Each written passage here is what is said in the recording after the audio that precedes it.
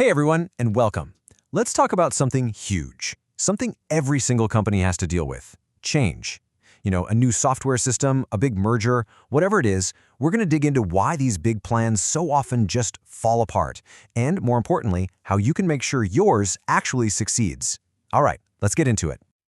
Okay, first things first, let's just throw a number out there. And honestly, it's a bit of a shocker.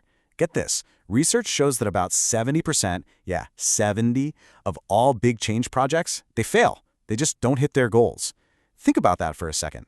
That is a staggering amount of wasted time, money, and pure effort. It's like for every 10 companies trying to make a big lead forward, 7 of them just don't make it. So what does that number tell us? Well, it points to a pretty simple truth, right? Making big changes in a company is hard. Like really, really hard. Even for the big, successful ones.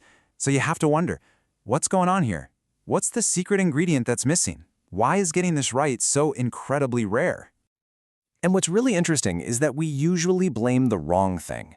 You know the drill. We say, oh, the strategy was bad, or the new tech was buggy, or the plan just wasn't detailed enough. But here's the twist. The real problem? It's not about the plan, or the tech, or the strategy. It's about people. You can have the most brilliant, world-changing plan ever, but if the people who have to actually do the work aren't on board, it's doomed from the start. Okay, so if it's all about people, that means to figure out why change fails, we've got to understand, well, us. We need to dive into the psychology of why we humans are kind of hardwired to resist change. And listen, it's not a bug, it's a feature. It's just how we're built. So let's take a look at what that resistance really means. And the most important thing to get is that this resistance isn't crazy or irrational. Just put yourself in an employee's shoes for a minute.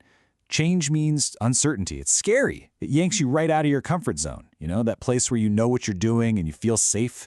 A lot of the time, people don't even get why the change is happening in the first place, or they just flat out don't think it's necessary. These aren't just excuses. They're totally valid human reactions. There's actually a model for this emotional roller coaster. It's called the Kubler Ross change curve, and it maps out this whole journey. You start with shock, maybe a little bit of denial, like this isn't really happening. Then that can turn into anger and frustration. Eventually, you hit this valley, the lowest point for morale and, productivity too. But here's the key. It's only after hitting that low point that people start to experiment, to accept, and finally to really commit to the new way of doing things. Any leader who pretends this emotional dip doesn't exist is basically steering their project straight into a wall. So, this all leads to a huge question, doesn't it? If we're all naturally wired to resist change, and this emotional roller coaster is pretty much guaranteed to happen, are we just stuck? Is failure inevitable? Well, no. There is a way to handle this human side of things, and that's what we're getting into next, the solution. And here's the secret weapon. It's not about fighting resistance once it pops up. That's playing defense. The real key is to get ahead of it, to proactively build something called change readiness before the change even starts. This completely flips the script. We're moving from being reactive to being proactive. So what in the world is change readiness? Think of it like a collective mindset. It's when pretty much everyone on the team agrees on 2 things.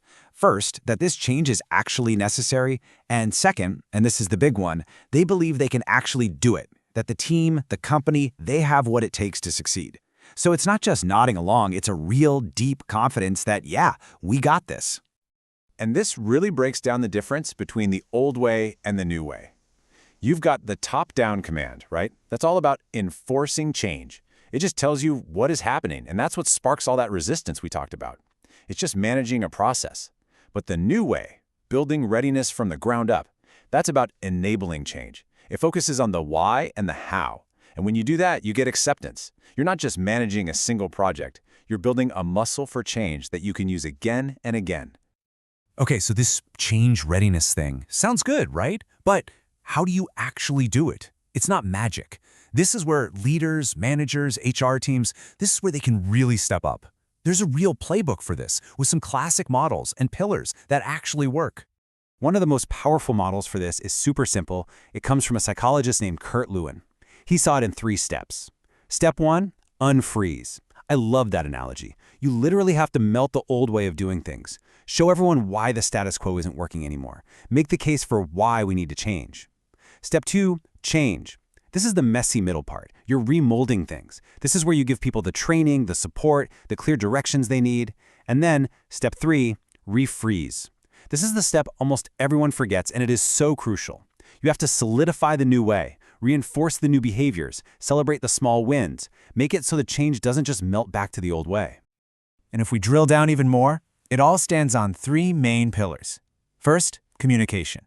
And not just one big email announcement. We're talking clear, constant communication, an actual conversation. Second, leadership. The leaders have to be visible and 100% committed. People need to see them walking the walk. And third, and this one is the real game changer, active employee participation. Yeah, and this quote really just nails it.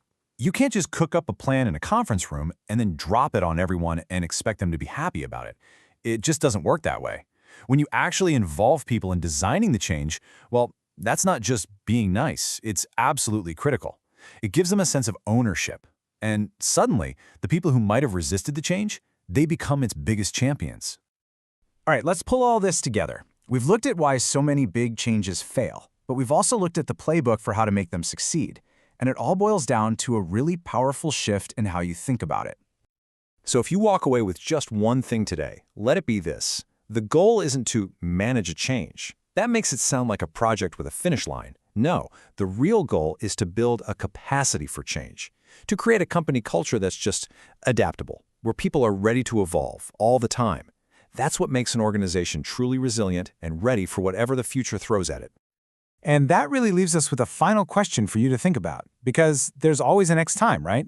Change is constant. So the next time a big shift is coming your way, look around your own workplace and ask yourself, are we just trying to force a process on people, or are we building a team that's ready for anything? The real question is, will your organization be ready?